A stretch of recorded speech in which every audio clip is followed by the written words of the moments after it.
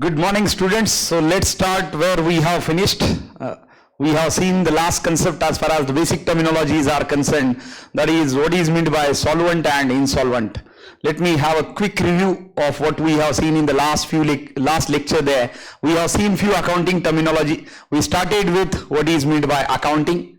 I told you that accounting is widespread and entire society, every individual, every household, every literate, illiterate person is always doing accounting. So accounting is something which is widespread in the entire society there, and everybody does it accidentally or intentionally as well.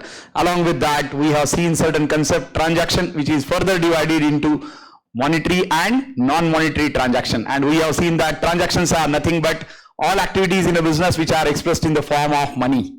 So it is purchase of raw material, sale of goods, payment of salaries, payment of electricity bill, everything which is expressed in the form of money is called as transaction. Transaction further divided into monetary and non-monetary. Monetary transactions are divided further into two parts, that is cash transaction and credit transaction.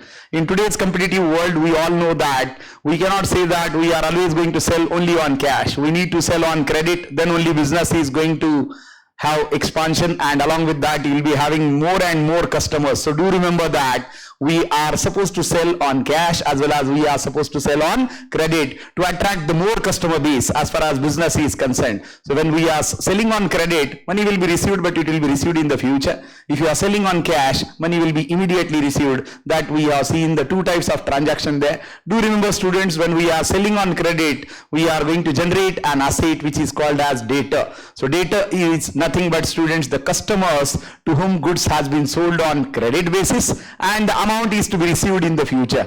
Debtor का मतलब क्या बेटा?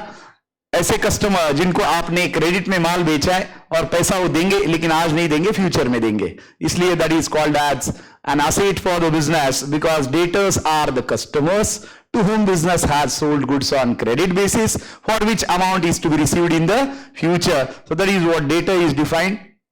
So flow is transaction, monetary, non-monetary. Monetary are further divided into, that is cash transaction and credit transaction. Non-monetary transactions are, according to the books, it is barter transaction. Barter transaction का मतलब क्या है? चीजों के बदले में चीजों देना. जैसे कि आपने पनीर दिया और सामने वाले ने आपको राइस दिया, आपने सामने वाले को गेहूं दिया तो सामने वाले ने उसके बदले में आपको एग्स दिए. So that way around you can say that it is a barter transaction. Barter is nothing but exchange of goods for goods. No money is involved. So that we have seen the concepts there. उसी के साथ हमने और क्या concepts देखे थे? So as a quick review, we are going to see all those concepts which we have seen in the last lecture there, students. So next to that we have seen, see, this is cash, credit, along with that monetary and non-monetary. This chart we have seen in the last lecture there as a quick revision of what we have seen there. And next to that, what we have seen is nothing but what is capital, what is drawing. Capital is nothing but the initial amount with which business is started. Capital का मतलब क्या बेटा? Initial amount जिसके साथ हमने business चालू किया. Without capital you cannot start business.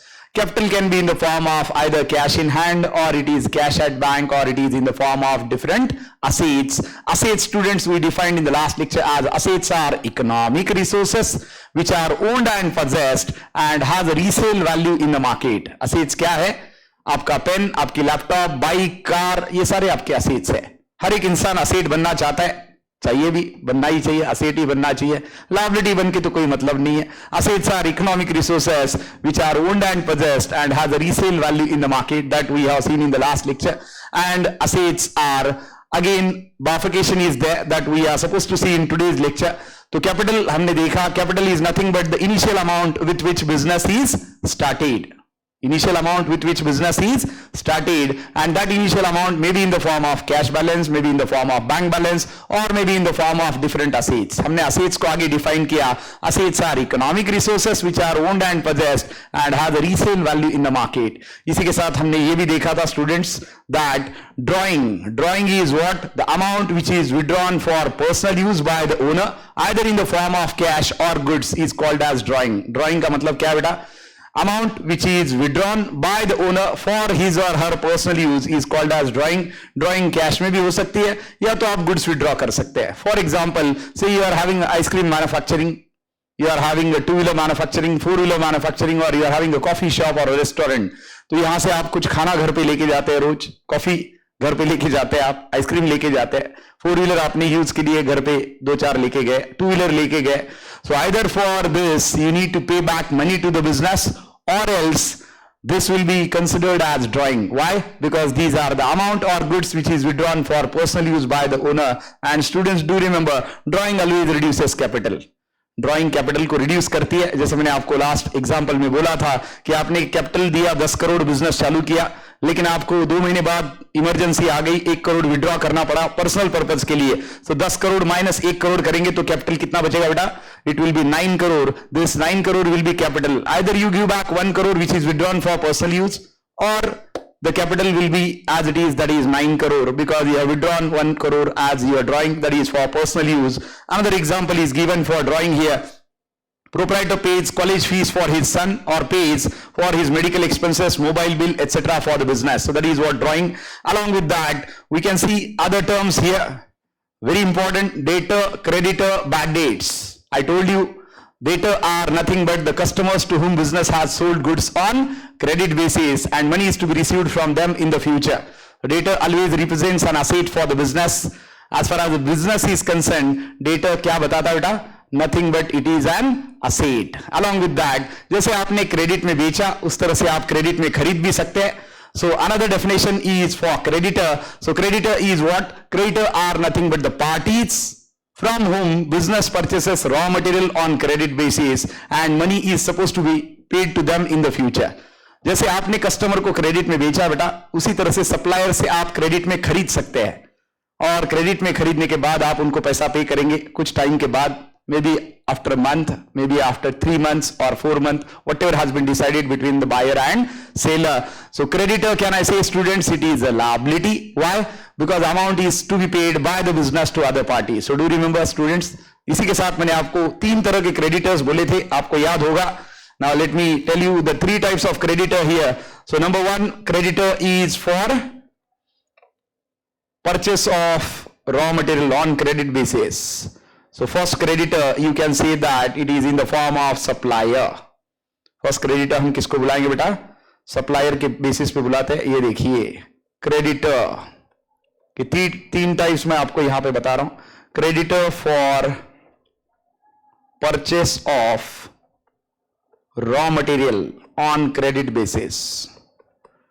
Creditor for purchase of raw material on credit basis. So this is a supplier simply. ये आपका सप्लायर हो गया बेटा. तो आपने क्या खरीदा? तो आपने रॉ मटेरियल खरीदा. तो ये टाइप ऑफ क्रेडिटर हुआ number 1. Second type of creditor students for your reference is that is creditor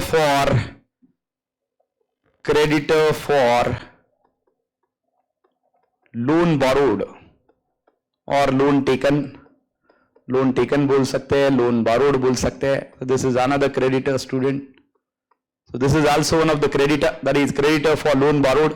And the last type of creditor is creditor for expenses due but not paid. Creditor for expenses due but not paid. मतलब आपके business ने salary देना है, पिछले 10 महीने का दिया नहीं, पैंडेमिक के वजह से आपको प्रॉब्लम हुआ और आपने सैलरी दिया नहीं है. तो ये 3 तरह के क्रेडिटर होते हैं बेटा, याद रखिए. Number 1 is creditor for purchase of raw material, purchased on credit basis. आपने raw material खरीदा क्रेडिट पे, so and that is how you are supposed to pay to your supplier. Second, आपने लोन लिया बैंक से, short term loan लिया, long term loan लिया, तो वापस देना है, EMI तो देना पड़ेगा. And this is again nothing but a liability for your business. And another one is creditor for expenses due but not paid. That is outstanding rent, outstanding commission, outstanding interest. मतलब देना है लेकिन आपने अभी तक दिया नहीं. Expenses due but not paid, rent due but not paid, salary due but not paid, electricity bill due but not paid, and that is called as expenses due but not paid. इसी को भी creditor बोलेंगे क्योंकि आपका देना है, अभी तक आपने दिया नहीं. तो ये creditor के टाइप है बेटा. I hope you got it.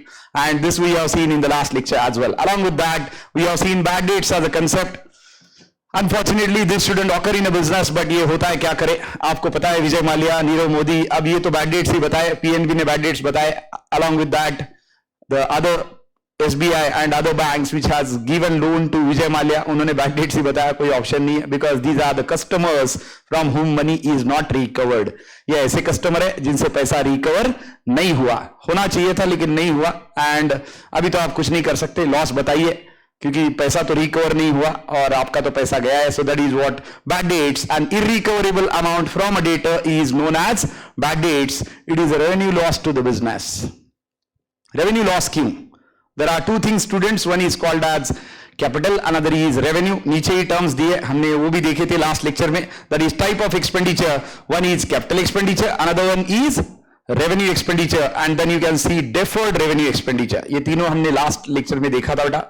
Capital expenditure का मतलब when a business is acquiring, creating, purchasing fixed assets, long-term assets, it is called as capital expenditure. For example, purchase of land and building, plant and machinery, furniture and fixture. उसी के साथ हमने देखा था revenue expenditure. Say you are running a coffee shop, you are running an ice cream parlor, but at the same time you need to purchase raw material every day, you need to make coffee, ice cream, you need to pay for wages, salaries of the employees, you need to pay for electricity expenses of the refrigerator or the coffee machine. All these are the recurring expenses, my dear. Recurring मतलब repetitive.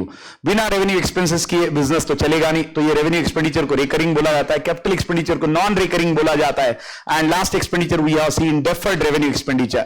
यहाँ पे हमने देखा deferred revenue expenditure is nothing but जिसका benefit एक साल में exhaust नहीं होता. The expenditure whose benefits are not exhausted within 1 year, it can be carry forwarded, my dear, for n number of years into the future. ऐसा एक ही example है जो बड़ा पॉपुलर है, जिसके बिना आजकल बिजनेस चल ही नहीं सकता, जिसके बिना आप सोच ही नहीं सकते. आपको पता है कौन से ब्रांड सबसे ज्यादा ऐड करते हैं? जो सबसे ज्यादा पॉपुलर है वो सबसे ज्यादा ऐड करते हैं. कैडबरी, डेटॉल, मैगी, इनका ऐड आता है या नहीं?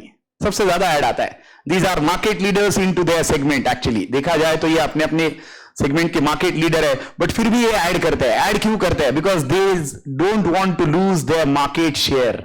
उनको अपना टॉप पोजीशन छोड़ना नहीं है. तो याद रखिए स्टूडेंट्स, टॉप पोजीशन बनाना आसान होता है, उसको टिकाना बिल्कुल आसान नहीं होता. So do remember, if you want to be in a market leader position, you need to be always into the research and development activities, my dear, so that you should capture the customer base, you should increase the customer base, and always your revenue will be more and your expenses will be less and profitability keep on increasing. और नए product लाइए, नए customer ढूंढिए, उनको आदत लगाइए आपके product की, because that way around you can see now in villages as well as Cadbury is famous. Maggi वहां पे भी खाते हैं आजकल, जो पहले ट्रेंडी नहीं था. So that is how these brands are very much important to give a message of advertising, that without advertising नहीं हो सकता. बट याद रखिए सिर्फ एडवर्टाइजिंग करके नहीं चलता, प्रोडक्ट में भी बड़ा दम होना चाहिए, तब जाके चीजें चलती है. Because only advertising will not attract the customer. It may attract the customer but that is only for a short period of time. आपको अगर उसको मेंटेन रखना है तो आपको उसको प्रोडक्ट भी अच्छा देना पड़ेगा, ताकि वो आपका पब्लिसिटी अच्छा करे. माउथ पब्लिसिटी कस्टमर का बहुत इसेंशियल होता है अगर आपको बिजनेस में बढ़ना है, किसी भी चीज में बढ़ना है, तो otherwise it is quite difficult. So that is how. Do remember, deferred revenue expenditure is nothing but best example is advertising, my dear. An expenditure which is basically revenue in nature but benefit of which is not exhausted within 1 year. ये हमने deferred revenue expenditure बोल के categorise किया था last lecture में. This is just a quick revision. Heavy legal expenses भी होते हैं उसमें. Legal expenses in the sense that you can say that there is a litigation which is going in the court of law. झगड़ा चल रहा है आपका court में, आपके वर्सेस और किसी के वर्सेस में, तो और उसमें करोड़ों रुपए आप खर्च कर रहे हैं. क्यों? क्योंकि करोड़ों रुपए की बात है उसमें, और ये आपके फेवर में लग गया तो आपके तो बस वारे न्यारे हो जाएंगे. So obviously you need to make such expenditure which is called as deferred revenue expenditure. So ये 3 टर्म्स बेटा याद रखिए. कोई भी एक्सपेंडिचर करना है तो या तो वो रूटीन होगा, रेकरिंग होगा, या तो वो कैपिटल होगा, लॉन्ग टर्म होगा. Capital expenditure is for purchase of fixed assets. Revenue expenditure is for running day to day activities of the business. deferred revenue expenditure is for increasing the sales of the business in the form of advertising, in the form of heavy legal expenses. So all these are the expenses, my dear. Let's move ahead and go towards one of the best concept, that is called as discount, which is close to all of our heart, that is called as trade discount and cash discount. ये concept काफी close है क्योंकि हमें discount चाहिए. 2 तरह के discount होते हैं, हमने देखा है students. Then discount is always loss to the seller and gain to the buyer.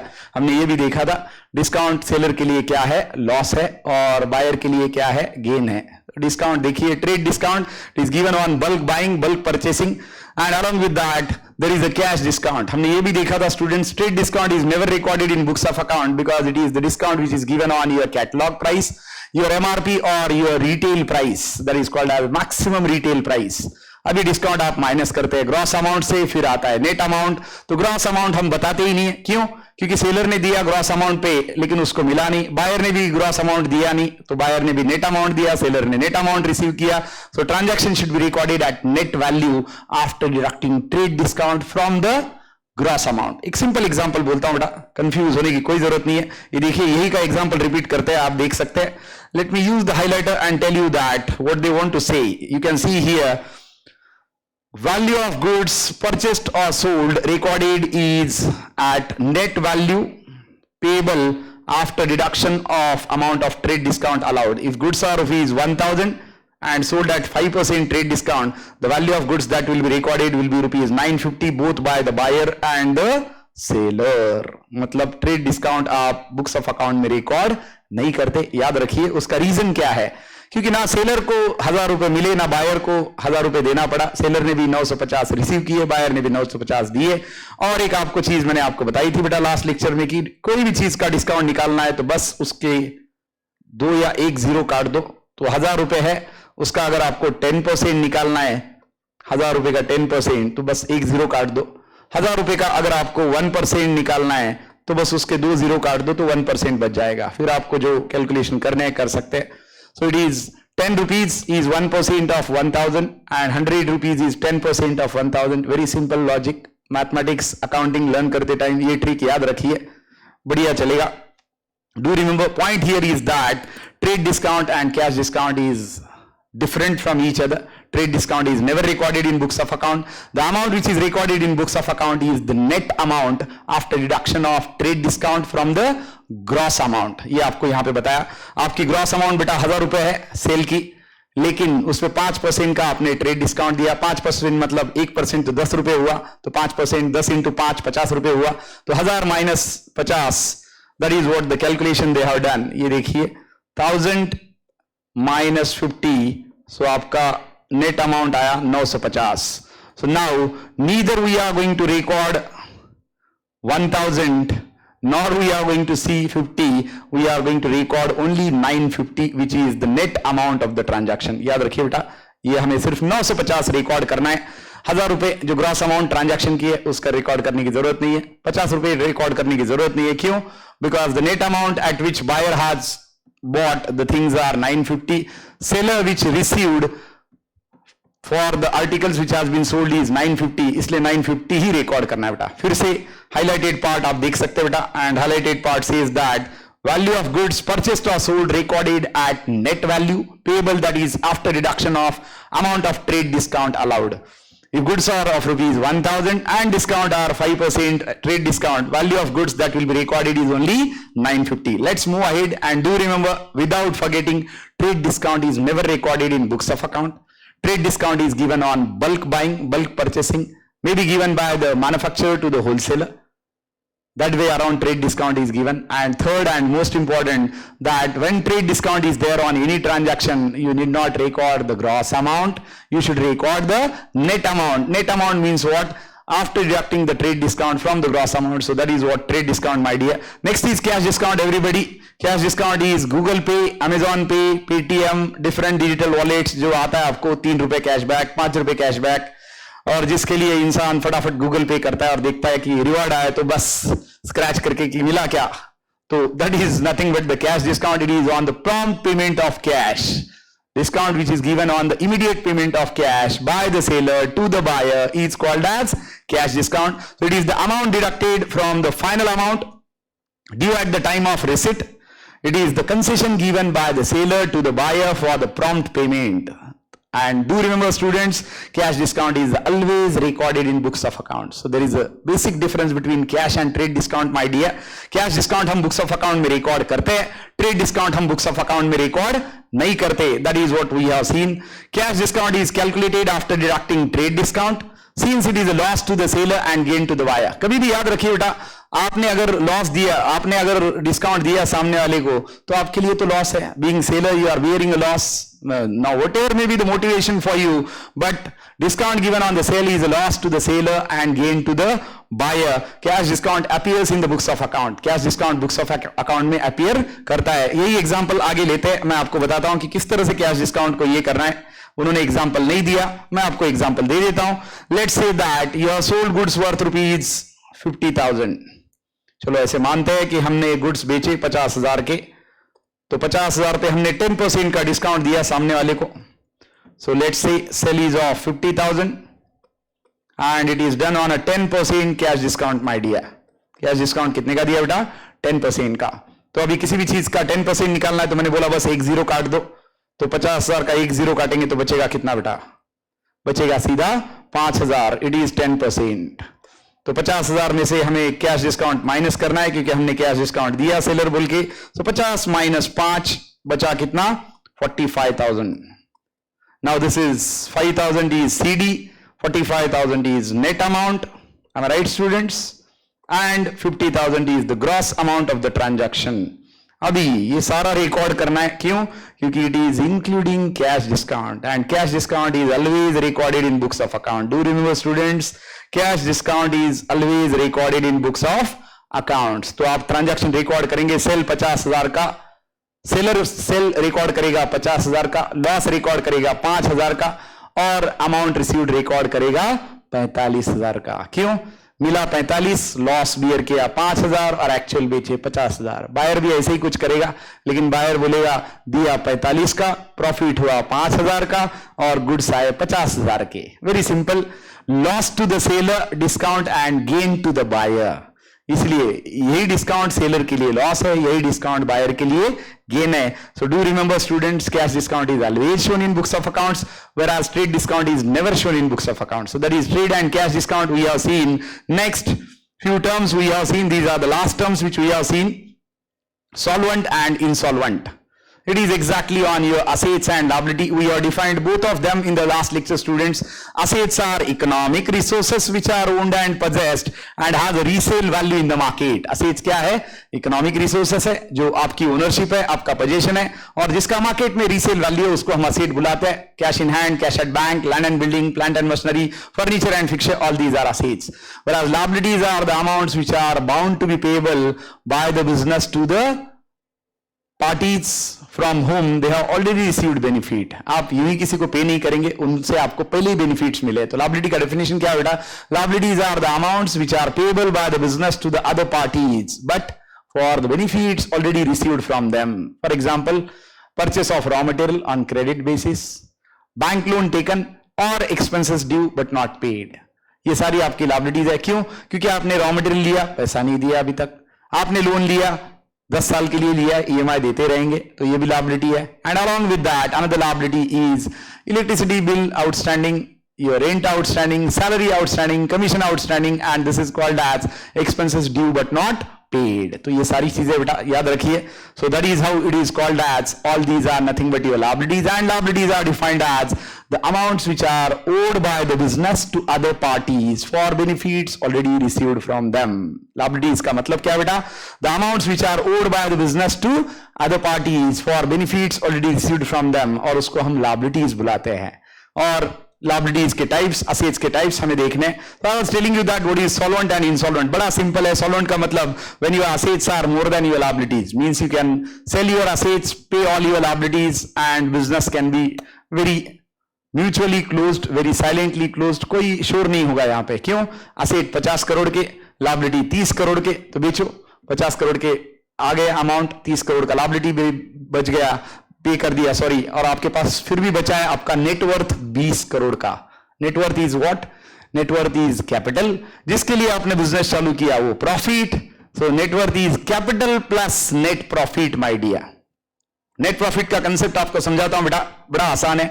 आपके घर से लेट्स अज्यूम दैट कि आप पुणे से नहीं हो, बाहर से आए हो, तो आपके घर वाले आपको 15,000 रुपए भेजते हैं महीने का, जिसमें से मेस का 6,000 रुपए, रहने का 4,000 रुपए और बाकी 2-3 हजार रुपए ऐसे ही खत्म हो जाता है. तो यहां पे डिस्पोजेबल इनकम कितना हुआ? इकोनॉमिक्स में टर्म आती है called as disposable income. Disposable income means the income which is remaining with you for your free spending, तो अभी 15,000 में से 6,000 का मेस, 4,000 का रहना, 2,000 और सारी चीजों के लिए, बचे कितने? 6 + 4 + 2 12 तो उड़ गए, बचे 3, तो ये 3,000 बेटा आपका डिस्पोजेबल इनकम है। इसी तरह नेट प्रॉफिट है बिजनेस का, जो कुछ सारे एक्सपेंसेस पे करने के बाद बिजनेस के पास प्रॉफिट बचा है, that is called as net profit, and the same is defined in accounting as profit after tax. तो मैं आपको बता रहा था कि नेटवर्थ का मतलब क्या है। नेटवर्थ का मतलब सीधे साधे शब्दों में है बेटा capital plus net profit. Do remember, हमने बिजनेस क्यों किया? For earning profit. हमने रिस्क क्यों लिया? Obviously for earning profit. तो ये दोनों को अगर आप मिलाएंगे तो capital plus net profit is equal to your net worth. Do remember, ये याद रखिए बेटा, नेटवर्थ बड़ी इंपॉर्टेंट होती है। कोई भी पूछ सकता है आपकी नेटवर्थ कितनी है। नेटवर्थ मतलब आपके असेट बेचने के बाद, सारे लायबिलिटी पे करने के बाद आप कितने के बचते हो। तो आजकल बड़ा पूछा जाता है कि नेटवर्थ कितना है आपका। So that way around net worth is here. I hope you will understand this and you are enjoying this. So solvent and insolvent. Solvent is what? When your assets are more than liabilities, it does mean that you can pay your liabilities very comfortably, and you can have still some amount left with you. So that is called as solvent. इसको solvent बुलाते हैं, business को solvent बुलाते हैं, और obviously solvent is nothing but when your assets valuation is more than the liabilities, my dear. Whereas exactly opposite insolvent is bankrupt basically. Insolvent का मतलब क्या है बेटा? Bankrupt का मतलब क्या है? When your liabilities are more than the assets. जब आपकी liabilities assets से ज्यादा है और आप asset बेचेंगे तो भी आप liabilities सारे पे नहीं कर पाएंगे। अब bankrupt या insolvent दो तरह का होता है, fully bankrupt और partially bankrupt। Partially मतलब 50 करोड़ के asset है, 100 करोड़ का देना है, 50 करोड़ आपके आ गए, आपने 50 करोड़ पे कर दिए, फिर भी 50 करोड़ बाकी है, मतलब आप पार्शियली बैंकरप्ट है। 50% बोल सकते हैं, अब ये 50, 40, 30 कुछ भी हो सकता है। ये पार्शियल हो गया बेटा। 50 करोड़ की लायबिलिटी है और असेट 0 है, ये फुल्ली बैंकरप्ट हो गया। मतलब कुछ भी नहीं है भाई, सब कुछ हो गया, खत्म, सब लायबिलिटीज है, no assets are there. So that is how called as it is insolvent और bankrupt. Same example is given. So students, it has taken almost, I can say that 25 minutes to revise the last lecture, but it is fantastic, no problem. We can invest this productive time. Next is an year, my dear. Year is nothing but a period of 12 months. We all know, हम सबको पता है year का मतलब क्या है बेटा? Year is always a period of 12 months, and year are of two types. One is calendar year and another one is accounting year. Am I right, students? Calendar year में तो हम बहुत हल्ला करते हैं, पार्टी करते हैं और बोलते हैं कि अगले दिन से हम ये करेंगे वो करेंगे, लेकिन करते कितना है ये तो भगवान जाने और आप ही जाने। So first is calendar year my dear and another one is accounting year. तो दो तरह के साल होते हैं बेटा, याद रखिए, एक होता है कैलेंडर ईयर और दूसरा होता है accounting year. And calendar year is what? Calendar year is nothing but the year which starts on 1st of January every year and ends on 31st of दिसंबर। तो उसको हम कैलेंडर ईयर बुलाते हैं बेटा। जो साल 1 जनवरी को चालू होता है और 31 दिसंबर को खत्म हो जाता है। हम बड़े रेजोल्यूशन बनाते हैं, पार्टी करते हैं, होता कुछ नहीं है। Another one is accounting year. Accounting year starts on 1st of April, ends on consecutive 31st of March। Accounting year क्या है बेटा? which starts on 1st of April and ends on consecutive 31st of March, that is called as accounting year। ये accounting year ही use होता है for taxation purpose, for paying taxes. आपका सबसे बड़ा हित चिंतक गवर्नमेंट होता है बेटा, इनकम टैक्स। बोलता है आप बहुत कमाओ, बहुत तरक्की करो और हमें टैक्स दे दो। So they need not do anything, they need to just pray for your well-being, and they'll be collecting different types of taxes from you, maybe in the form of income tax, maybe in the form of GST, indirect tax या direct tax, ये आपसे collect करते रहते हैं। चलिए देखते हैं accounting year का मतलब है बेटा period of 12 months, starting from 1st of January to 31st of December, that is calendar year, starting from 1st of April every year, ending on consecutive 31st of March, that is accounting year। देखते हैं accounting year क्या दिया है। It is always a period of 12 months, my dear, and for which accounts are maintained and closed by the proprietor or owner। owner का मतलब proprietor होता है बेटा। Earlier proprietors were following the calendar year as well, that is starting from 1st of January ending 31st of December, but अभी accounting year ही follow होता है सब owner से अकाउंट्स मेंटेन करने के लिए। मतलब जो शुरू होता है 1 अप्रैल को और खत्म होता है 31 मार्च को, याद रखिए बेटा। सो that is what given here. But now for income tax purposes an accounting year is always starting on 1st of April and ending on 31st of March। So at the end of accounting year, an owner or a proprietor has to prepare these statements of accounting there, जिनके बारे में हम discuss करेंगे आगे. अभी इसकी कोई जरूरत नहीं है, अभी टर्म्स समझ लो उतना काफी है. आगे चलते बेटा, आगे देखिए. There are two things given. One is a trading concern and another one is not for profit concern. ऐसे भी बिजनेसेस होते हैं जो प्रॉफिट के लिए शुरू ही नहीं हुए तो उनको नॉट फॉर प्रॉफिट कंसर्न बुलाया जाता है बेटा. और दूसरा है जो ट्रेडिंग कंसर्न. ट्रेडिंग मतलब जिसका पर्पज ही प्रॉफिट है. तो ट्रेडिंग देखिए बेटा, a business concern established with an object of earning profit by selling goods is known as a trading concern. Trading concern का मतलब क्या है? माल बेचो और प्रॉफिट कमाओ, गुड्स बेचो और प्रॉफिट कमाओ. अब ये ट्रेडिंग है, मतलब ये खुद बनाता नहीं है. It is not a manufacturer, it is rather a trader only. मतलब किसी और से लिया 50 रुपए में, सामने बेचा 70 रुपए में. किसी और से लिया 500 रुपए में और सामने बेचा 800 रुपए में. So that is a trader. So trader is nothing but one who doesn't manufacture but one who sells at higher prices by purchasing at lower prices. तो उसको trader बुलाते हैं. और a business concern established with an objective of earning profit by selling goods is known as trading concern. It is also called as a commercial organization, you can see, or profit making organization. That is what given here. Not for profit making concern देखते बेटा. So it is an organization not established for making profit. So not for profit concern क्या है?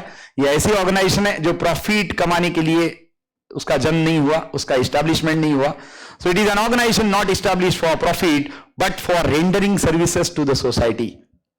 ये organisation शुरू हुई है service देने के लिए, ना कि प्रॉफिट कमाने के लिए. And that is how it is called as not for profit concern. An organisation may be formed for promoting a useful object like art, science, sports, culture, charity, profession etcetera.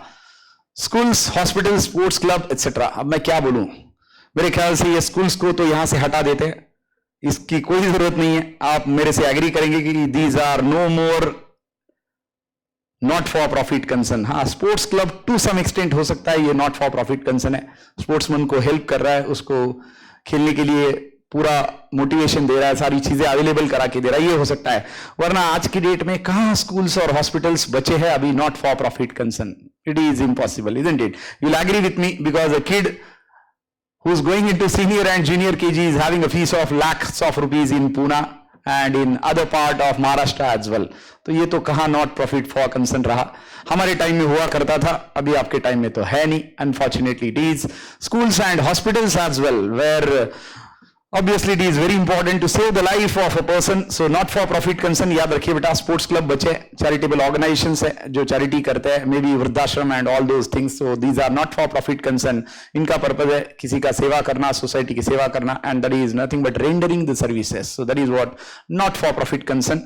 अब ये board ने schools और hospital को निकाल देना चाहिए, but इनका मे भी पर्सपेक्टिव ऐसा हो सकता है गवर्नमेंट हॉस्पिटल से बेटा, जहां पे आपको पैसे खर्च नहीं करने पड़ते. गवर्नमेंट स्कूल्स है जिसको झड़पी स्कूल्स बोला जाता है, जिला परिषद स्कूल्स बोला जाता है. आज भी वहां पे अच्छा एजुकेशन है. ऐसा नहीं है कि बेटा ये गवर्नमेंट की जो चीजें है यहाँ पे अच्छा एजुकेशन नहीं दिया जाता, अच्छा मेडिकल फैसिलिटी नहीं दिया जाता. There are always exceptions to the things there. कुछ अच्छी है, कुछ बुरी है. तो ये नॉट फॉर प्रॉफिट कंसर्न में स्कूल, हॉस्पिटल आ सकता है as long as it is government entity, government organization and they are running very efficiently. So that can be there. That is not for profit concern. Next term is my favorite in accounting, my dear, that is goodwill. अब goodwill को समझना बड़ा आसान है. मैं बस आपको दो नाम बोलता हूं, आपको समझ में आ जाएगा. If I utter the name of prime minister Narendra Modi ji, goodwill क्या है, मतलब उनका रेपुटेशन क्या है? बड़ा है, बहुत अच्छा है. If I utter the name of से विजय माल्या, आपको क्या लगेगा? आप बोलेंगे गुडविल बहुत खराब है सर. क्यों? Because reputation is very bad there. So what is goodwill? Goodwill in accounting terms is nothing but the monetary valuation of reputation of the business, my dear. So goodwill का मतलब क्या है? It is monetary valuation of reputation of the business. यानी business की जो reputation है उसको आप पैसे में जब गिनेंगे तो उसको गुडविल बोला जाता है. आप बोलेंगे सर ऐसा होता है? एब्सोल्युटली होता है, क्यों नहीं होता? कल अगर आप जस्ट फॉर एग्जांपल मैं आपको बोलता हूं कि मैगी बेच रहा है Nestle. Nestle is a company which is producing the brand of Maggi. Nestle अगर बोलेगा कि कल हम हमारा ब्रांड बेचेंगे मैगी, कितने लोग लाइन लगा के खड़े होंगे और उसका वैल्यूएशन कितना बढ़ जाएगा. अगर 10,000 करोड़ का है या 1 लाख करोड़ का है बोली, तो आप बोलेंगे 1 लाख 10 करोड़, 1 लाख 10 करोड़, आप बोली बढ़ाते रहेंगे as far as this is concern. क्यों? क्योंकि आपको पता है इसका गुडविल या रेपुटेशन बहुत ज्यादा है। Same is with Dettol, same is with Colgate and other brands which are very popular है। तो गुडविल क्या है बेटा? Goodwill is nothing but monetary valuation of reputation of the business. It can be always measured in terms of money, but बेचने के बाद ही पता चलता है कि अपनी कीमत क्या है। So that way around it is goodwill. Goodwill may be described as what is given here definition. Goodwill may be described as the aggregate, that is total amount of intangible attributes of a business which contributes to its superior earning capacity or a normal rate of return on investment. बाप रे, ये तो चतुर वाला definition हो गया। Simple definition देखते हैं बेटा। That is, goodwill is nothing but the value of monetary reputation of the business. So that is simply goodwill. It may arise from such attributes as favourable location. Location की वजह से goodwill हो सकती है क्योंकि आपका सेंट्रल लोकेशन है, डेक्कन पे आपका होटल है, जेएम रोड पे आपका शॉप है, एफसी रोड पे आपका सेंटर पे एकदम से बड़ा प्रीमाइसेस है, तो उसका गुडविल तो बढ़ेगा ही, उसका रेंट अच्छा रहेगा, उसका बिजनेस अच्छा रहेगा, along with ability and skills of employees. जैसे आप देख सकते हैं अपना campus, MIT ADTU has a lush green campus, fantastic campus देख के इंसान खुश हो जाता है। So that is what goodwill again for our university, where so many students are attracted because of this, along with the management, absolutely, along with the skills of the employees, that is the faculties, the management which is offering quality education here, quality of its product and services. हमारे तो product आप है, हम आपको बस services दे रहे हैं, because these are the products to whom services are given, and then customer satisfaction etc. So all these are the attributes which are contributing to goodwill. दो लाइन बड़ी इंपॉर्टेंट goodwill के लिए दिए बेटा। Goodwill is the reputation of business expressed in terms of money. goodwill क्या है? ये reputation है बिजनेस का जो मनी के फॉर्म्स में आपने एक्सप्रेस किया है। And do remember, goodwill is an intangible asset. आप बोलेंगे सर ये क्या होता है? So tangible and intangible, let me tell you the difference there. Tangible is nothing but which can be seen and touched, and intangible means which cannot be seen and touched, उसको intangible बुलाते हैं। तो देख सकते हैं आप, goodwill is the reputation of business expressed in terms of money, and another one is goodwill is an intangible asset. अभी आपको बोला बेटा मैंने, goodwill का intangible का मतलब क्या है? Intangible is the assets which cannot be seen and touched are called as intangible assets. उसमें सबसे पहला goodwill आता है, और दूसरा पेटेंट, कॉपीराइट्स एंड ट्रेडमार्क। सबको मैं एक्सप्लेन करूंगा, डोंट वरी। गुडविल के साथ और 3 इंटेंजिबल असेट्स आते हैं, एक है पेटेंट, दूसरा है ट्रेडमार्क और तीसरा है copyright. Late me write down all of them for you here. इनका मतलब क्या होता है मैं आपको जरूर समझाऊंगा कि पेटेंट, कॉपीराइट और ट्रेडमार्क क्या होता है, और एकदम से फटाफट समझाऊंगा क्योंकि हमें आगे के टर्म्स भी खत्म करने हैं। So another intangible asset is patents, next is copyrights, and finally it is trademark. चलिए फटाफट मैं बताता हूं आपको ट्रेडमार्क क्या है। Dettol is a trademark, Amul is a trademark, Maggi is a trademark, Colgate is a trademark. कल मैं नूडल्स बना के मैगी के नाम से नहीं बेच सकता। Why? Because it is a trademark which is registered with a company, and unless until I take their permission and register on my name, I cannot sell it under the name of Maggie. So trademark is an intangible asset. अब आप देख सकते हैं, मैं noodle बना के Maggi के नाम पे बेच नहीं सकता, चॉकलेट बना के कैडबरी के नाम से नहीं बेच सकता ना, आइसक्रीम बना के अमूल के नाम से बेच सकता हूं। क्यों? Where all these trademarks are registered with their respective businesses, and these are having crores of rupees valuation. Similarly with MIT ADTU, similarly with MIT as a brand there, क्योंकि एक ट्रेडमार्क है, कोई और इसको यूज नहीं कर सकता।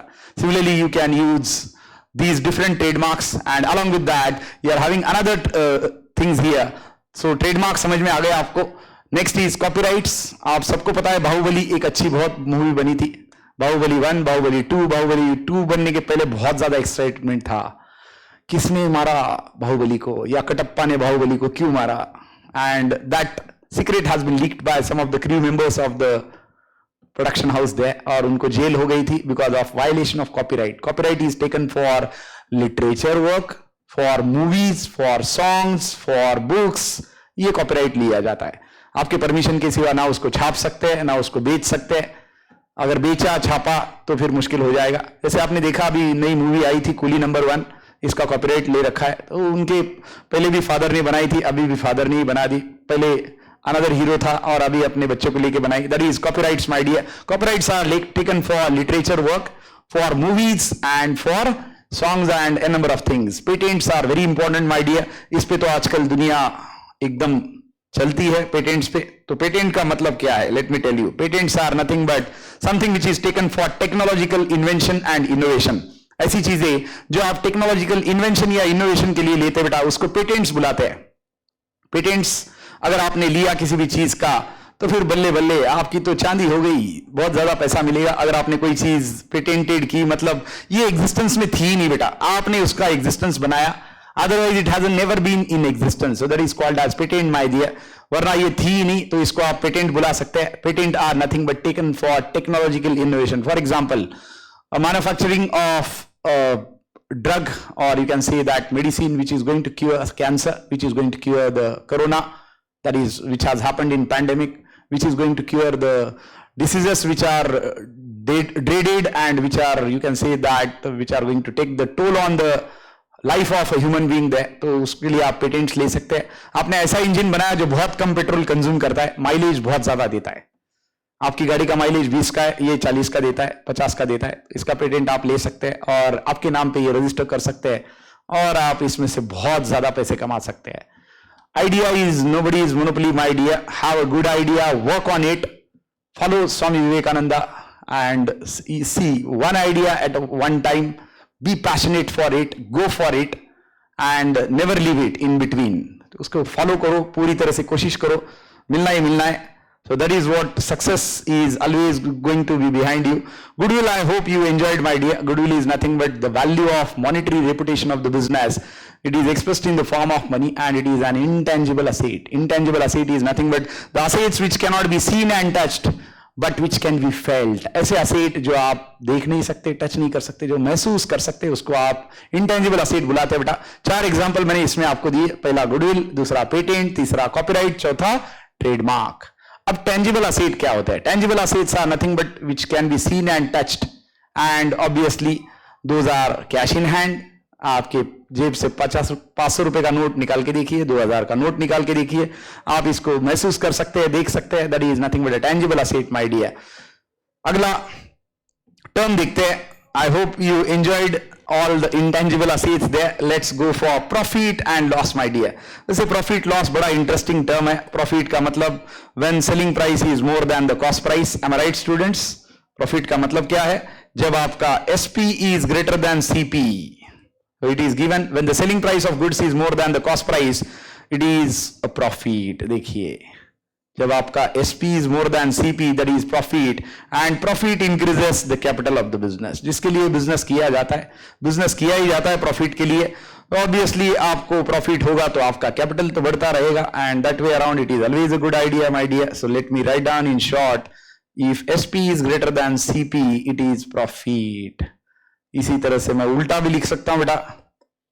If SP is less than CP, or I can write down CP is greater than SP is loss, my dear. आपका सेलिंग प्राइस कम है और कॉस्ट प्राइस ज्यादा है. आपने आइसक्रीम बनाया 20 रुपए में, बेचा 15 रुपए में, मजबूरी है, मार्केट में कोई खरीद ही नहीं रहा 25 रुपए को, तो आपको 20 वाला प्रोडक्ट 15 में बेचना पड़ रहा है, तो आपको लॉस होगा. So when SP is less than CP or CP is greater than SP, that is your loss, my dear. So when the selling price of the goods are more than the cost price, it is a profit. Profit increases capital. Example दिया उन्होंने, goods आपने बेचे 50,000 के और expenses उसको बनाने के लिए हुए 30,000, यानी 30,000 में बनाया, 50,000 में बेचा, तो प्रॉफिट कितना हुआ बेटा? तो प्रॉफिट हुआ आपको 20,000 का. That you can see here. Sorry, let's move ahead and see loss. Loss तो मैंने ऊपर ही बता दिया. लॉस का ये जरूर लाइन याद रखना बेटा, loss decreases your capital. Loss आपका कैपिटल क्या करता है? डिक्रीज करता है. And that is for sure. So this line is very important for you. Loss decreases the capital of the business. Loss आपका कैपिटल घटाता है, जबकि प्रॉफिट आपका कैपिटल बढ़ाता है. That is what it is given here. Next, income and revenue. What is meant by income, my dear?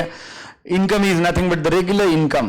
आपने ice cream parlour चालू किया, कॉफी शॉप चालू किया, रेस्टोरेंट चालू किया, 2-व्हीलर मैन्युफैक्चरिंग चालू किया, 4-व्हीलर मैन्युफैक्चरिंग चालू किया, सीमेंट मैन्युफैक्चरिंग आपने चालू किया, तो ये आपका बेसिक बिजनेस है. जब तक आप टू व्हीलर बेचते रहेंगे, फोर व्हीलर बेचते रहेंगे, ये आपका कोर बिजनेस है, ये आपका इनकम है my dear, it is called as income from operations. क्यों? आपने बिजनेस चालू किया टू व्हीलर बनाने के लिए तो ये इनकम फ्रॉम ऑपरेशन हुआ, फोर व्हीलर बनाने के लिए तो इनकम फ्रॉम ऑपरेशन हुआ। अब इसी के साथ जैसे ही आपको बहुत ज्यादा पैसा मिलने लगा, आपका, चलो इमेजिन करते बेटा, आपका कॉफी शॉप है जो बड़ा तगड़ा चलता है, दिन के आप लगभग 10,000 कप कॉफी बेचते हो, कोल्ड और हॉट मिला के और अलग अलग वैरायटी मिला के, बहुत प्रॉफिट होता है आपको। 5 साल एकदम आपने इसी तरह से बड़ी शिद्दत से बिजनेस किया, कॉफी शॉप 6 बजे खुलता था, रात के 11 बजे बंद होता था। क्या अर्निंग, क्या लक्ष्मी, जय हो लक्ष्मी माँ की। तो आपको बहुत ज्यादा अर्निंग होता था। तो ये कॉफी शॉप से जो आपको अर्निंग हुआ बेटा, ये आप इन्वेस्ट कर रहे कहीं पे कमर्शियल कॉम्प्लेक्स में, ये आप इन्वेस्ट कर रहे कहीं पे, आपने अच्छे शेयर खरीदे और आपने कमर्शियल कॉम्प्लेक्स बना के रेंट पे दे दिया, आपने एफडी किया बैंक में, आपने शेयर खरीदे, तो आपको क्या मिलेगा? एफडी पे इंटरेस्ट मिलेगा, कमर्शियल कॉम्प्लेक्स से रेंट मिलेगा और शेयर खरीदने पे आपको मिलेगा dividend. Dividend is part of profit which is given by the company to the shareholders. याद रखिए बेटा, आगे काम में आएगा। Dividend is part of profit, part of net profit which is paid by the company to the shareholders. Dividend का मतलब है part of profit, part of net profit, profit after tax which is paid by the company to the shareholder and that is called as dividend। तो आपको interest मिला, dividend मिला और क्या मिला बेटा? Interest, dividend and what you got? Interest, dividend and that is rent। all these are your gains। क्यों? आपका कोर इनकम तो कॉफी बेचना है रोज, so that is what revenue my dear। and income, it is revenue arising as a result of business transaction or core business। it is the amount receivable or realized from services provided or goods sold and earnings from interest, dividend, commission etc। Okay, इन्होंने उल्टा दिया है। Income का मतलब इनका gain है बेटा। चलो यहां पे इनकम के बदले मैं गेन डाल देता हूं और आपका कंसेप्ट क्लियर कर देता हूं यहां पे। So income can be called here as gain. इसी इनकम को हमें गेन बोलाना है बेटा, याद रखिए। So it is revenue arising as a result of business transaction, but these are the amount receivable or realized from different services provided and earnings from interest, dividend and commission। नीचे revenue देखिए बेटा, it is the income that a business has from its normal business activity। ये देखिए, अगर आपके normal business activity से जो पैसा आता है उसको आप revenue बुलाते हैं, याद रखिए। so income coming from normal business activity is called as your revenue। and obviously ये नॉर्मल बिजनेस एक्टिविटी क्या है? रोज कॉफी बनाओ बेचो, रोज खाना बनाओ बेचो, रोज आइसक्रीम बनाओ बेचो, ये आपका कोर बिजनेस एक्टिविटी। इससे जो पैसा आएगा that is called as revenue my dear. So that is how it is given. तो याद रखिए बेटा, रेवेन्यू मतलब आपके कोर बिजनेस ऑपरेशन से आ रहा है और इनकम और गेन का मतलब है ये सपोर्टिंग बिजनेस एक्टिविटीज है, जैसे कि interest received, commission received, dividend received which is generated from the core और रेगुलर बिजनेस एक्टिविटी। तो आप ये समझ गए होंगे और obviously you must be enjoying this। so do remember profit is SP is greater than CP, loss is CP is greater than SP, then income is gain is nothing but income which is coming from supporting business activity, जैसे interest received है, commission received है, dividend received है, आपने FD किया, आपने shares खरीदे, आपने commercial complex बना के rent पे दे दिया, इससे आपको income आ रहा है। so that is called as income idea। along with that revenue is nothing but which is coming from your core business activities। जो आपके core business activities से आएगा उसको आप revenue बुलाते हैं and that is coming from sale of coffee, sale of ice cream, sale of two wheeler, four wheeler etc। अभी types of assets और liability, last concept बेटा ये लेक्चर का, let's enjoy it। हमने assets देखा, assets are economic resources which are owned and possessed and which has a resale value in the market। ये हमने देखा था assets के बारे में। अब देखते हैं असेट्स को उन्होंने डिफाइन किस तरह से किया। मैंने आपको पहले ही बोला tangible assets and intangible assets is the basic बाइफिकेशन।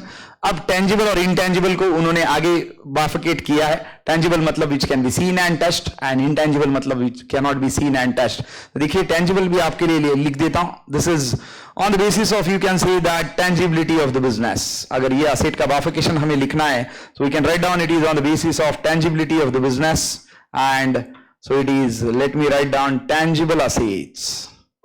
मुझे लिखने दीजिए यहां पे tangible assets और इसका डेफिनेशन क्या है बेटा? the assets which can be seen and touched are called as tangible assets। for example cash in hand, cash at bank, all these are tangible assets। ये देखिए for example cash in hand, ये tangible हुआ, आप इसको देख सकते हैं, touch कर सकते हैं. Next is cash at bank. Another one my dear, land and building, plant and machinery, furniture and fixture, motor car, furniture and fixture and motor car, ये सारे टेंजिबल असेट्स है बेटा. क्यों? The assets which can be seen and touched are called as tangible assets and the assets which cannot be seen and touched are called as intangible assets. अब देखते हैं assets और liabilities का bifurcation बेटा.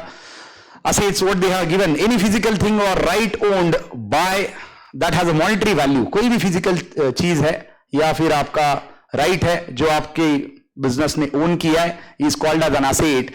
The ownership of the asset must be with the business unit. इसका business का जो ownership है बेटा, ये चीजों का ओनरशिप आपके पास होना चाहिए. इसलिए मैंने असेट का डेफिनेशन आपको शुरुआत में ही क्या दिया. Assets are economic resources which are owned and possessed and has a resale value in the market. तो ये वही हुआ, land and building, plant and machinery, furniture and fixture, cash in hand, cash at bank, ये tangible asset है बेटा. Intangible क्या है? Goodwill, patent, copyrights, trademarks. The assets which can not be seen and touched but which can be felt are called as intangible asset. आगे देखते हैं types of asset. तो ये टेंजिबिलिटी के बेसिस पे मैंने आपको बोल दिया बेटा, एक टेंजिबल और दूसरा इंटेंजिबल, और दूसरा बाइफिकेशन इन्होंने जो दिया है वो हमें देखना है. सो एक डेफिनेशन आपने देखा यहां पे, टेंजिबल एंड इंटेंजिबल, और दूसरा मैं आपको बताता हूं यहां पे, ये देखिए, this is another one called as intangible assets.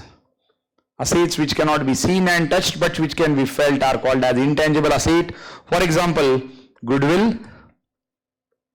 Am I right, students? Then patents, then copyrights, and finally trademarks. तो ये आपके क्या है बेटा? ये सारे आपके intangible assets है. यहाँ पे bifurcation है, याद रखिए. So this is tangible and intangible, my dear. Another bifurcation we are going to see for assets. यहाँ पे उन्होंने क्या definition दिया है, बस आपके रेफरेंस के लिए पढ़ता हूं बेटा. एनी फिजिकल थिंग और right owned by the business which is having monetary value is called as an asset. The ownership of the asset must be with the business unit. ये असेट का ownership किसके होना पास चाहिए? Ownership और position business के पास, तब जाके asset हुआ. जैसे कि लैंड, गुडविल, पेटेंट, कंप्यूटर, उन्होंने मिक्सचर दिया है. कंप्यूटर, लैपटॉप, मोबाइल, ये तो सारे असेट है. अब इन्होंने टाइप्स ऑफ असेट दिए बेटा. Types of asset on the basis of duration of time. ये टाइम के बेसिस पे असेट्स दिए. ऊपर का जो बाइफिकेशन देखा हमने असेट का, वो टेंजिबिलिटी पे देखा, एक टेंजिबल और दूसरा इंटेंजिबल. ये देखिए बेटा, टाइप्स ऑफ असेट. पहला है fixed asset which is also called as non current assets. So fixed assets is what? The assets which are purchased for long term use and not for resale in the business. ऐसे asset जो आपने long term use के लिए खरीदे बेटा, ना कि resale करने के लिए, उनको आप क्या बुलाते हैं? फिक्स्ड असेट्स, कैपिटल असेट्स और long term assets. For example, you purchase a land and building, you purchase a car, you purchase a bike. Common individual car खरीदता है, बाइक खरीदता है यूज करने के लिए. बिजनेस क्या खरीदता है? बिजनेस खरीदता है land and building, plant and machinery, furniture and fixture which business is going to use for long period of time for making profitability out of it. तो याद रखिए, fixed assets are all those assets which are purchased for use in the business and not for resale purpose are called as fixed assets. So assets which give long term benefits to a business are known as fixed assets. Land and building, plant and machinery and goodwill. मतलब ये long term है, fixed assets ही है. तो fix का बाइफिकेशन मैं बोल सकता हूं इज टेंजिबल एंड इंटेंजिबल. क्यों?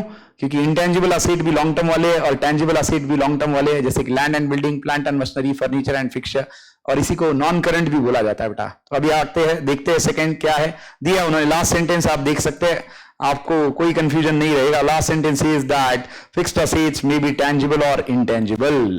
फिक्स्ड असेट्स कैसे होते हैं? या तो टेंजिबल या तो intangible. That is what they have given here. तो याद रखिए बेटा, फिक्स्ड असेट्स के दो टाइप है, एक है टेंजिबल, दूसरा है intangible. Tangible means which can be seen and touched, और इंटेंजिबल मतलब which can not be seen and touched. Next is current assets, my dear. Current assets are all those assets which are easily converted into cash within one accounting year. Current assets कैसे बेटा? सारे assets जो easily convert होते हैं cash में एक साल के अंदर. अब लैंड एंड बिल्डिंग बेचने के लिए नहीं खरीदा, प्लांट एंड मशीनरी बेचने के लिए नहीं खरीदा, फर्नीचर हमने बेचने के लिए नहीं खरीदा, कार भी हमने बेचने के लिए नहीं खरीदी, लेकिन बाकी के असेट्स है जो एक साल के अंदर कन्वर्ट होते हैं कैश में.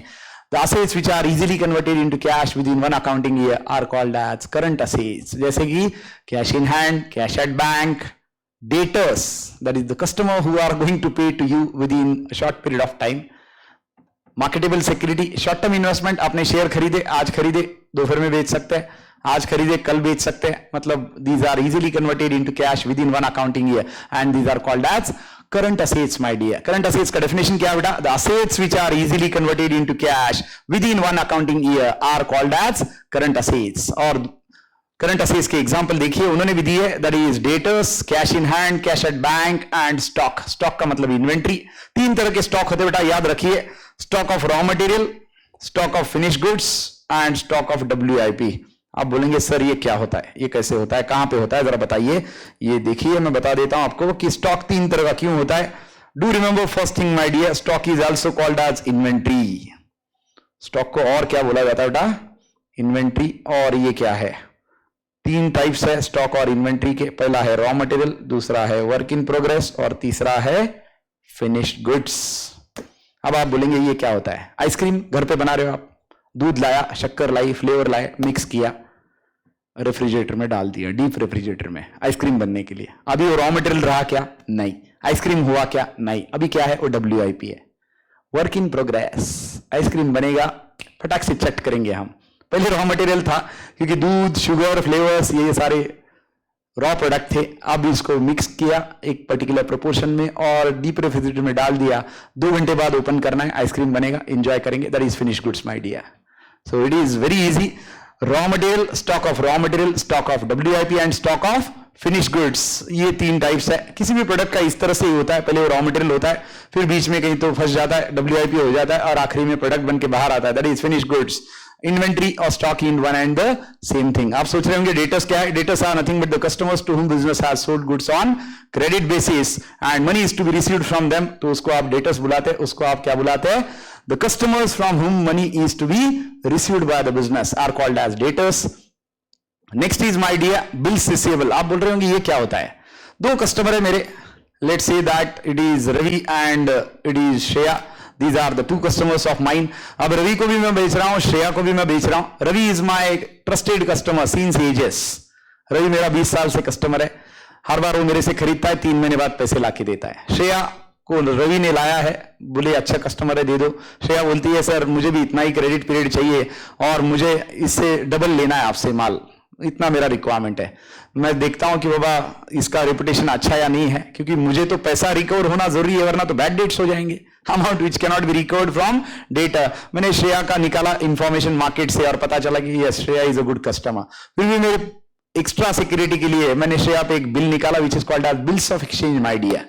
It is nothing but a promissory note drawn by the seller on the buyer. Bills of exchange क्या है?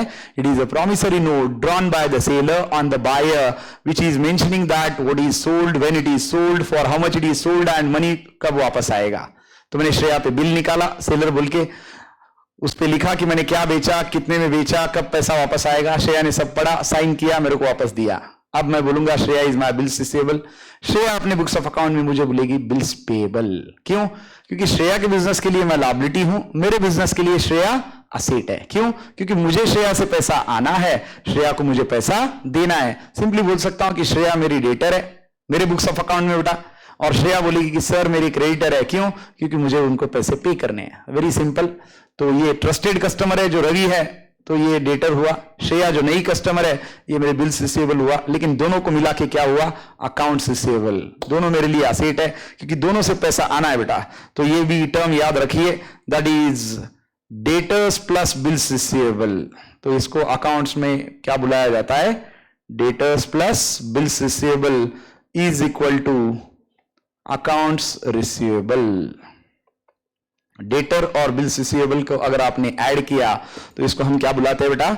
Accounts receivable. मतलब दोनों से पैसे आने. एक नया कस्टमर है, एक पुराना कस्टमर है. अपना क्या है? असेट ही है. ये भी पैसे देगा, वो भी पैसे देगा, हमें तो पैसा आना ही आना है. So debtor plus bills receivable is account receivable. That is what the term there. Similarly, other terms we have seen, that is debtors, bills receivable, cash in hand, cash at bank and stock etc. ऐसी term liability में आएगी तब देखते हैं. तो अभी याद रखिए बेटा, fixed assets, non-current assets are the assets which are purchased for long term use in the business and not for resale purpose. And fixed assets are of two types. One is tangible, another is intangible. Examples are land and building, plant and machinery, furniture and fixture, goodwill, copyright, trademark, motor car. All these are the long term asset examples. Fixed assets example or non-current assets example. Current assets हमने देखा, all assets which are easily converted into cash within one accounting year are called as current assets. Cash in hand, cash at bank, debtors, stock and bills receivable. Along with that, short-term investment, marketable security, share, debenture shares आप खरीद सकते हैं और सुबह खरीद के दोपहर में बेच सकते हैं, सुबह खरीद के कल बेच सकते हैं, तो फटाफट पैसा वापस आ जाए. डेफिनेशन बोलता है assets which are easily converted into cash within one accounting year are called as current assets. अगला टर्म देखते हैं बेटा, fictitious asset. आप बोलेंगे क्या है ये सर, ऐसे भी टर्म्स होते हैं अकाउंट्स में. बड़ा आसान टर्म है बेटा. fictitious asset का मतलब क्या है? जो असेट दिखता है लेकिन होता नहीं है. जैसे कि अगर मैं बोलूंगा capital and profit, capital and profit, ये बिजनेस के लिए क्या है? तो आप बोलेंगे profit is an asset of the business. Generally ऐसा लगता है बेटा कि बिजनेस के लिए प्रॉफिट क्या है? असेट है. लेकिन ये फिक्टिशियस असेट एक्सप्लेन करने के पहले मैं आपको एक हल्का सा अकाउंटिंग कंसेप्ट एक्सप्लेन करूंगा जो बड़ा इंपॉर्टेंट है, जो आपने ध्यान से सुनना है. तो there is an accounting concept which is by the name of business entity concept, separate entity concept और लीगल एंटिटी कंसेप्ट. कंसेप्ट क्या बोलता है मैं आपको बताता हूं बेटा, ध्यान दीजिए. Very important concept. तो कंसेप्ट का नाम क्या है? बिजनेस और लीगल और सेपरेट एंटिटी कंसेप्ट. और कंसेप्ट क्या है? ये कंसेप्ट क्या है? Let me tell you. The concept is in the eyes of law owner and business are two separate legal entities. ध्यान से सुनना बेटा, कंसेप्ट क्या है? In the eyes of law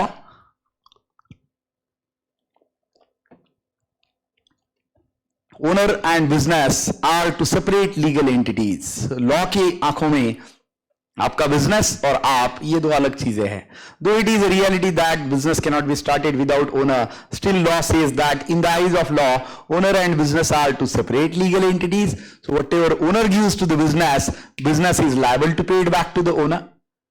क्यों? क्योंकि ओनर ने पैसा दिया बिजनेस को, मतलब बिजनेस ने कभी तो बंद होगा तो ओनर को पैसा वापस देना है. क्योंकि बिजनेस के लिए क्या हुआ बेटा?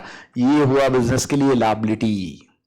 Whatever owner gives to the business, business is liable to pay it back to the owner, and whatever owner withdraws from the business for personal use, it is called as drawing. जो कुछ owner withdraw करता है business से, ये business के लिए drawing treat किया जाएगा. फिर से रिपीट करता हूं, in the eyes of law owner and business are two separate legal entities. Whatever owner gives to the business, business is liable to pay it back to the owner, and whatever owner withdraws from business, owner is liable to pay it back to the business, or else it should be treated as drawing. अब ये concept का जन्म क्यों हुआ? The concept has come into existence to keep or to maintain two separate set of books of accounts, one for owner, another for business. दो separate set of books of account prepare करने business को, एक owner का, owner के transaction के लिए, personal transaction के लिए, और बिजनेस का, बिजनेस ट्रांजैक्शन के लिए. तो आपको दो अकाउंट्स, बुक्स ऑफ अकाउंट्स बनाने, एक पर्सनल ट्रांजैक्शन के लिए ओनर का और दूसरा बिजनेस ट्रांजैक्शन के लिए, so that the personal transaction of the business should not be mixed with business transaction. Business के ट्रांजैक्शन बिजनेस में रिकॉर्ड कीजिए, ओनर के ट्रांजैक्शन ओनर के बुक्स ऑफ अकाउंट में रिकॉर्ड कीजिए. ये दोनों को मिक्स मत कीजिए, वरना कल आप जाएंगे फॉरेन टूर और आप बोलेंगे बिजनेस एक्सपेंडिचर, बट आपको जस्टिफाई करना पड़ेगा. आप फॉरेन गए थे तो आपने किस बिजनेस के लिए पैसा खर्च किया, कौन से बिजनेस डील वहां से लाए, और आपने 4 करोड़ का एक्सपेंडिचर बता दिया.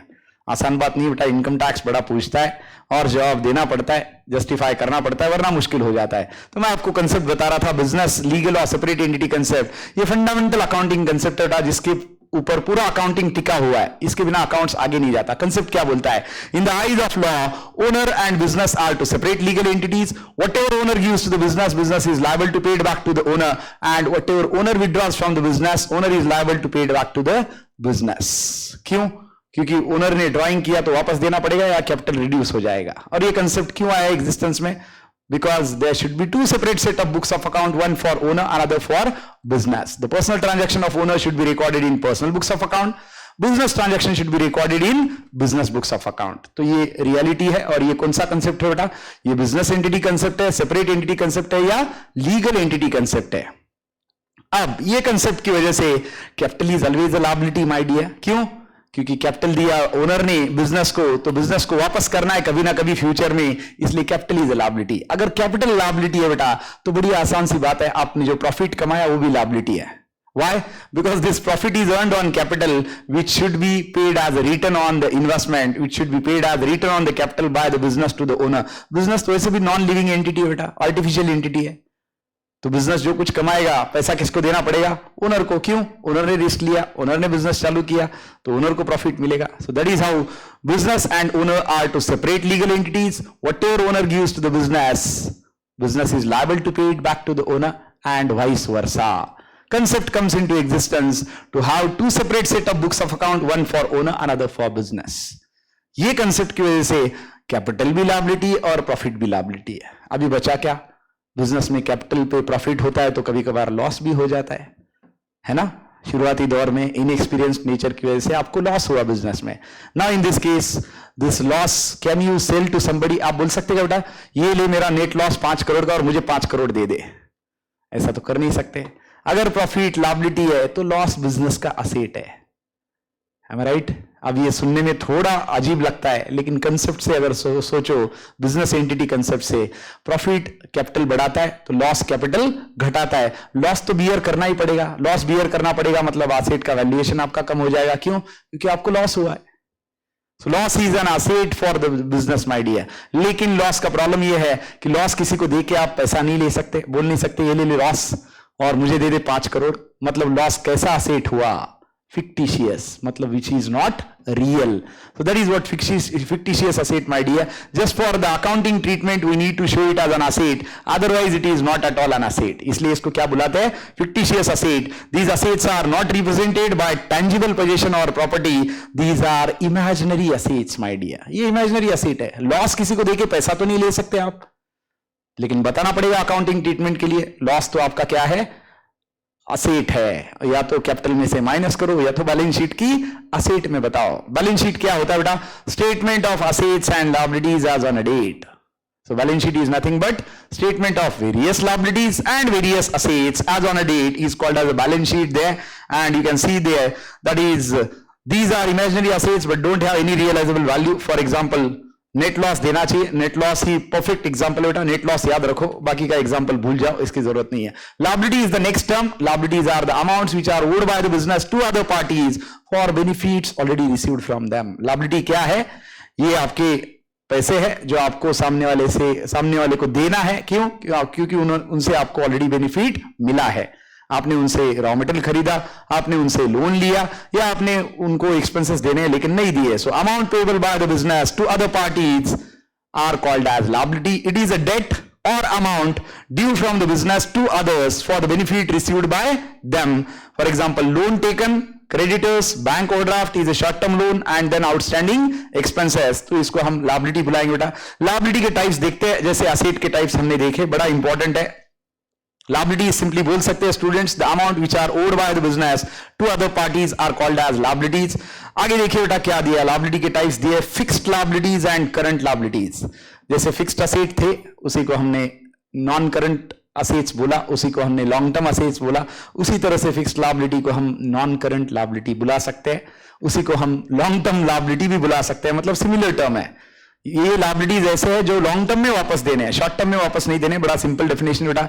One of the major source of funds for the business is fixed liabilities. Loan लिया आपने 15 साल का, 15 साल ईएमआई भरते रहेंगे या 15 साल इंटरेस्ट भरते रहेंगे. रिपेमेंट ऑफ प्रिंसिपल 15 साल बाद करना है. So there is long term loan. It may be in the form of capital secured loans. Loan कभी भी secured होता है बेटा. आपको कुछ ना कुछ मॉर्गेज रखना पड़ता है, वरना कौन लोन देता है? हाँ, आप विजय माल्या हो, नीरव मोदी हो तो ऐसा हो सकता है. But again that an unfortunate example there. It may be in the form of capital secured loans and long term loans from banks and from financial institution. पहले financial institution HDFC ऐसे हुआ करते थे बेटा. अभी तो सिर्फ बैंक ही बचे, because those are treated as private banks and private banks are those actually. So fixed liabilities are, do you remember, these are long term liabilities which are bound to be paid after a long period of time, say 5 years, 10 years, 15 years down the line. So that is called as fixed liabilities my dear. And obviously these are the major sources of raising funds for the business. पैसा कहां से आता है? या तो खुद के घर से दे दो, दैट इज ओन्ड कैपिटल, या तो आप बोरोड कैपिटल ले लो, that is borrowed from outsiders in the form of loan and that too long term loan. तो ये फिक्स्ड लायबिलिटी का डेफिनेशन है बेटा, याद रखिए। Fixed liabilities are also called as non current liabilities and at the same time these are called as long term liabilities which are repayable after a long period of time, my dear. उसके बाद आप देख सकते हैं current liabilities. So what are current liabilities students? Current liabilities are those liabilities which are bound to be paid within one accounting year. Current liabilities कैसे बेटा? ऐसे liabilities जो आपको एक साल के अंदर पे करने हैं।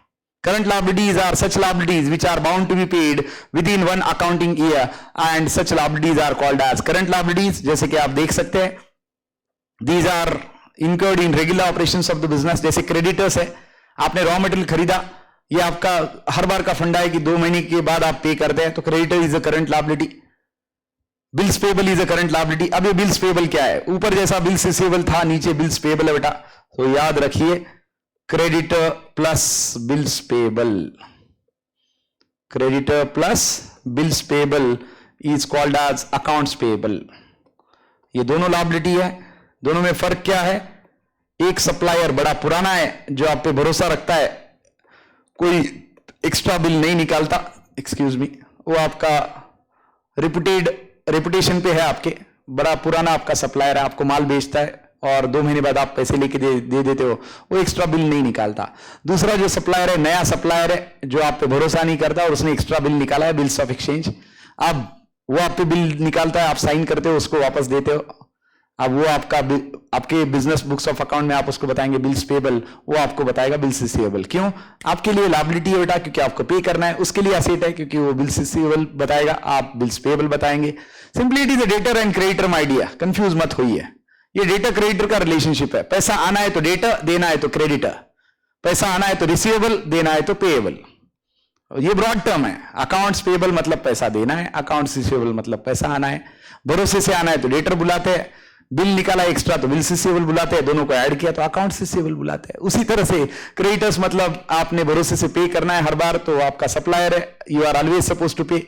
दूसरा, आपको पे करना है लेकिन ये ऐसा पार्टी है जिसको आप पे करते हैं and at the same time उसका भरोसा नहीं, इसलिए उसने बिल बना के रखा है, तो creditor plus bills payable is accounts payable. So that is what the term, my dear. Do remember fixed liabilities are long term liabilities, basic sources of raising funds in the form of secured loans, in the form of long-term loans, and in the form of from banks and financial institutions that you can see. And current liabilities are those liabilities which are easily converted into cash within one accounting year. Creditors, bills payable, short-term loans, or nothing but the current liability is there. Along with that, expenses due but not paid, accounts जिसको हम बोलते हैं outstanding expenses due but not paid, उसको हम outstanding expenses बोलते हैं। Last term आज की देखते हैं बेटा, and it is an interesting lecture, क्योंकि जब तक टर्म्स पता नहीं आगे अकाउंट समझता नहीं है। तो आगे का लास्ट टर्म देखते हैं, दैट इज नेटवर्थ और ओनर्स इक्विटी और कैपिटल। मैंने आपको नेटवर्थ थोड़ी देर पहले ही बताया था, मैंने आपको बोला आपका नेटवर्थ कितना है, तो net worth is simply total assets minus outsiders liability. मतलब आपने असेट बेच दिए, बिजनेस क्लोज करना है, जितना असेट आपने बेचा, अब टोटल असेट बेच दिए तो जितना लायबिलिटी है पे हो जाना चाहिए। आपका असेट है 500 करोड़ और आपकी लायबिलिटी है 200 करोड़, मतलब नेटवर्थ कितना हुआ? 500 करोड़ में से आउटसाइडर्स लायबिलिटी माइनस करो, 200 करोड़ है, 500 करोड़ माइनस 200 करोड़, आपका नेटवर्थ मतलब 300 करोड़ रुपए है। छोटी अमाउंट नहीं है, आपने बहुत कमाया बेटा, very good. And that is capital plus net profit is nothing but the equation. देखिए, the amount of funds provided by the proprietor of the business is called as capital. जो फंड्स बिजनेस को दिए ओनर ने, उसको हम capital बुलाते हैं। As well as the excess of assets और liability is also called as capital और net worth. Net worth includes capital and reserve. Net worth क्या इंक्लूड करता है बेटा? कैपिटल और रिजर्व्स इंक्लूड करता है। याद रखिए, ये रिजर्व्स क्या है? डैम है, डैम से पानी आता है, एकदम छोड़ते क्या खड़कवासला से डैम से पानी? नहीं, थोड़ा थोड़ा छोड़ते हैं, बचा के रखते हैं। क्यों? It is a reservoir my dear. बहुत ज्यादा बारिश आई तो भी एक लेवल छोड़ के ही वो पानी छोड़ते हैं, लेवल बना के ही पानी छोड़ते हैं। क्यों? क्योंकि कुछ मेंटेन रखना है, कल पीने का पानी इसी से आने वाला है। So what is net worth? Net worth is capital plus net profit plus reserve, that is what they have given. Capital और net worth, net worth includes capital and reserves. Capital और रिजर्व्स आता है। रिजर्व्स कहां से बनता है? प्रॉफिट से। ऊपर से पानी गिरेगा तो डैम में पानी आएगा, प्रॉफिट होगा तो रिजर्व्स अक्युमुलेट होंगे। आप बना के रखेंगे। रिजर्व्स का मतलब क्या है? Amount which is kept aside and not paid to the owners. Profit का अमाउंट जो आपने सामने वाले को पे नहीं किया, ओनर को पे नहीं किया, बिजनेस में बना के रखा है। आप बोलेंगे क्यों बना के रखेंगे? For expansion and diversification. What is expansion? Expanding is nothing but increasing the existing line of business. Pizza Hut having so many outlets, Cafe Coffee Day, McDonald's, ये expansion है। Diversification, Tata Group, Reliance, क्या छोड़ा इन्होंने? सब्जी नहीं छोड़ी, चप्पल जूते नहीं छोड़े। They are selling in everything. That is diversified nature of business. इसके लिए क्या लगता है? पैसा। ये कहां से आता है? Reserve से आ सकता है। That is the amount which is retained in the business and not paid to the shareholders, not paid to the owners is called as reserves और रिटेन्ड अर्निंग्स। इसको क्या बुलाते हैं बेटा? रिजर्व्स और रिटेन्ड अर्निंग्स। याद रखिए बेटा, total assets minus outsiders liability is equal to net worth. Net worth मतलब कैपिटल जो आपने कंट्रीब्यूट किया और उस पे जो रिटर्न आपको मिले और आपने अकुमुलेट करके रखे, दैट इज रिजर्व।